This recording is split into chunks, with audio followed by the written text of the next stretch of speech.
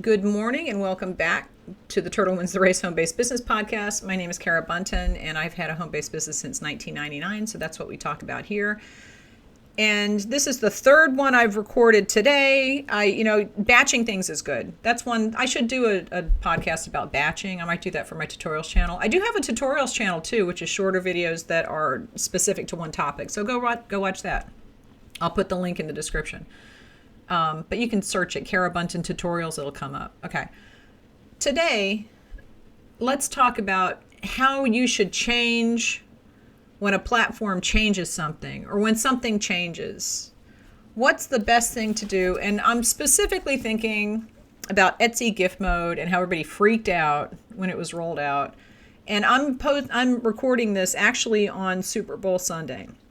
So this isn't going to go up until well, maybe I'll post it this week. I don't know. I might. When gift mode came out, suddenly I saw I did a couple of videos about it, but it wasn't about things to change, how to hack gift mode. No, don't do that. It's very easy to make videos and to post advice that are good for panicking. And in my video about random advice for e-commerce sellers, the thing about when in danger, when in doubt, run around and scream and shout, that's not good advice.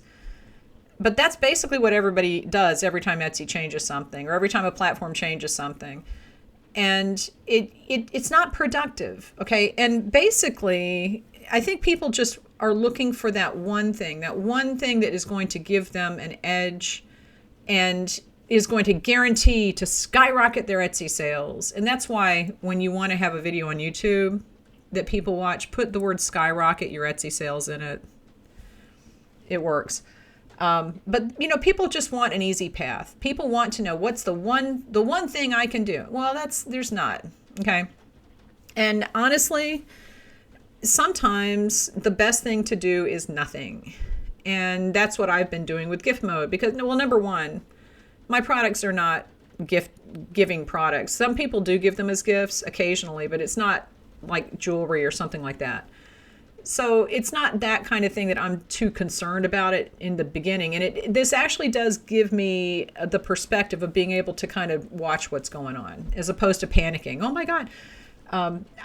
Etsy is putting gift-giving keywords in your listings regardless of what you do. Etsy wants people to find things for gifts. And they know that everything on Etsy could be a gift. Every single thing on Etsy could be a gift. I mean, this notebook could be a gift. This pen could be a gift. Everything can be a gift. So it's not like you have to go in and put gift keywords in there because Etsy's going to do it for you just in general. The point, though, is that you should have been doing this yourself to begin with. If you have an item that is a gift, or it could be a gift, then you should have had those keywords in your listing already, and you shouldn't have to worry about this. And when I do keyword research for people and I sell keyword lists in my digital shop, and there's one entire one for gifts. I'm not even sure what category it is. It's like wedding gifts. I could do one for birthday gifts. I could do a whole keyword list for all these different occasions, and maybe I will. So go check my digital shop because they're probably there. But yeah, I mean, you should have had those keywords in your listings already. And if you didn't, then you have been missing an opportunity probably to be found. But Etsy's putting them in now. And I know that it's very, very attractive to think that you can find that one thing to hack the system. All right, no, don't. Sometimes, like I said, sometimes the best thing to do is nothing. And as long as your SEO is fine, as long as your pictures are good, as long as your descriptions are accurate, your titles and tags are accurate, you don't need to change them every 10 minutes. This drives me crazy because there was a post, I actually will post this week. There was a post in my Facebook group about people saying that you needed to change your titles and you needed to do this because of gift mode. And when this first came out, it was 2 weeks ago or something, they announced it, maybe 3 weeks, I don't know. I said, don't do anything. Don't do anything. And that's basically, as I said, as long as your titles and tags are right now, they're correct already, Don't do anything. Don't go in and change things. Search engines need time, especially not every search engine. Search engines that rely on exact word order match for relevance don't really need time to figure your listing out. They see the words in the title and the tags, they say, here it is, all right? Etsy search engine now, and all the search engines on all these platforms, they've all decided that AI is the best thing ever, and we're going to show people things that they didn't ask for, but they're related, and it's terrible. And Etsy search sucks, and we all know this. But I will talk about this in one of my lives. I'm a little optimistic about this right now, but about them improving it. But at this point, it sucks. Because they're trying to show people things that they think they might like, not what they asked for. I go on Etsy and I search for something, and they show me 10 things that are not related.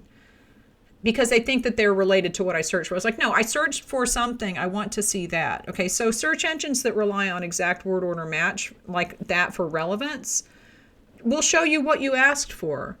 The Etsy search engine is going to show you what it thinks you want based on relationships between listings and customer activity and that customer who's searching what they've looked for. It's a mess.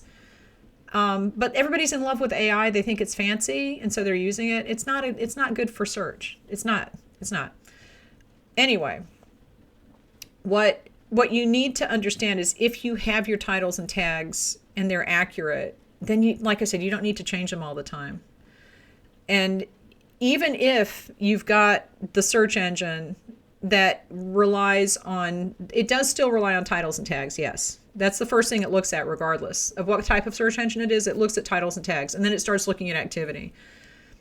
But if you go in and change your titles and tags all the time, then the search engine will look at your listing once and say, okay, I think I know this, and it's not understanding things. It's people think it's like a computer that actually is a human brain and is trying to understand things.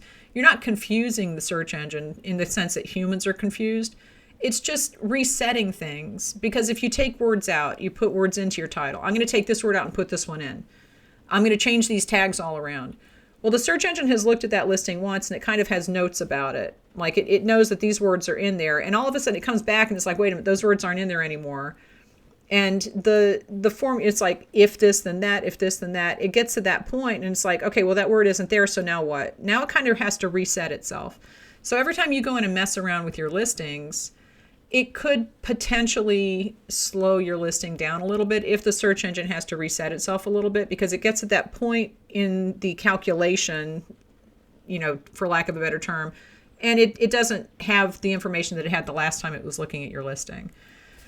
So don't go in and change your listing. Go in and do your listings the right way. Get titles and tags that are accurate, and give the search engine a little option. So let's say that I'm selling this gold tipped paintbrush because I was painting some butterflies. It's a paintbrush. Okay. I'm selling this paintbrush. I wouldn't say gift for artist set of 3 or whatever. I would say this is a paintbrush. I would say flat edge paintbrush, and I would say what type of paintbrush it was. And then I would add the rest of the stuff to give it context. But you want to say, what is the thing? What is the product? Say that, and then you're covered, okay? And then after that, you can fill it in with things like gift for artists. That shouldn't be the first thing in your title, because that's not what people are. If people are searching for a paintbrush, they want to see the word paintbrush under the listing. That's essentially why. It's a psychological thing where if you search for something and you see that word under the listing, you feel like that's a better match.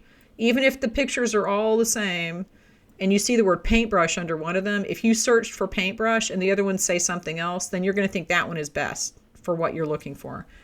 I promise you. Okay, so you want to say what it is, and then you add in other stuff to give it some context. This is nothing new. This is not new, and this is not anything that I haven't been saying for the last 6 years since I started really paying attention to SEO. It's been longer than that, I think. Oh my God. I think last month, and then somebody says, no, that was 3 years ago. I'm like, oh my God. Yeah, so anyway, time flies when you're getting old. So anyway, back to the paintbrush thing. So I would say paintbrush, flat bristle paintbrush, whatever the name of that is, I don't know. And then I would say for what medium, because there are different types of paintbrushes, for oil, for acrylic, for watercolor. And then after that, I would put in contextual stuff in the title and the tags. Gift for artist, plein air painter set, that kind of stuff can go in your title and tags to give more opportunities for the search engine to find you for relatively associated searches. Okay.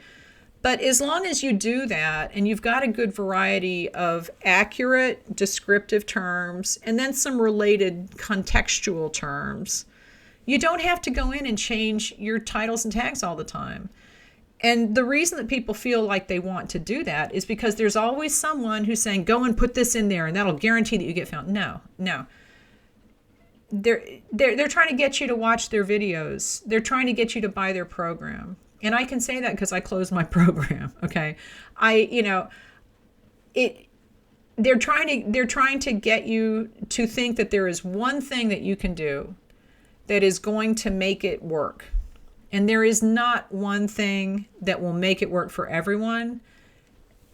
If you want to make your business work, it's a combination of a lot of different things, and you need to do all of them, and they need to all work together. And then sometimes you have to have a little bit of luck. Sometimes you have to be in the right place at the right time. The search engine has to decide to show your listing to the one person that is ready to purchase instead of just being a browser. There's all kinds of things that have to go on, but the main thing is just don't panic and go in and change everything just because one thing changes. Take some time, sit back and wait, let things shake out and see what actually needs to be changed. Number one, it's going to save you a lot of work, and it's probably not going to destroy your shop.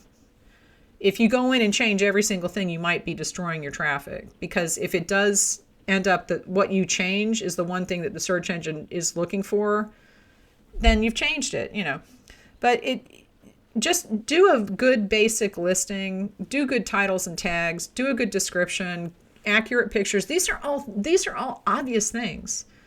You don't need to go in and change your SEO all the time. You just don't. You can go in and add contextual stuff. And you can take things out that are repetitive, and that essentially won't be changing it because you're just taking out things that are repeated, and then you can add more things in.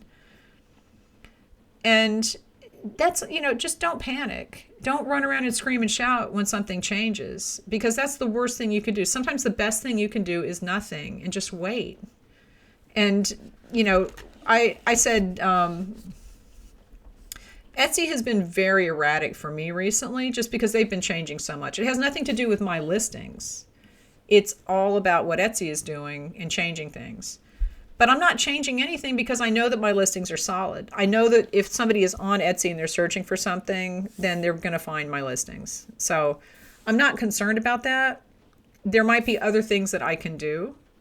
And I'm still making my money on Etsy. It's not a problem. But I am watching this like weird erratic sales patterns compared to year over year. It's very strange. But it's basically directly related to what Etsy does, and things will drop, and then Etsy does something else and things go up, and then they do something else and things drop, and then they do something else and things go up. I haven't changed a thing. So nothing that I'm doing has anything to do with any of that. So it's not a good idea to go in and change everything. That's basically it. And it doesn't matter what platform you're on. It's the same for everything. Just be consistent, be accurate, give the search engine good information regardless of whether it's Etsy, GoImagine, Google, Amazon. It doesn't matter. Give the search engine accurate information, and you won't have to worry about changing things because you know your listings are solid to begin with. All right. I will talk to you later. Leave me any questions. But yeah, I just had to get it off my chest. Don't panic and scream and shout. That's all. All right. I'll talk to you guys later.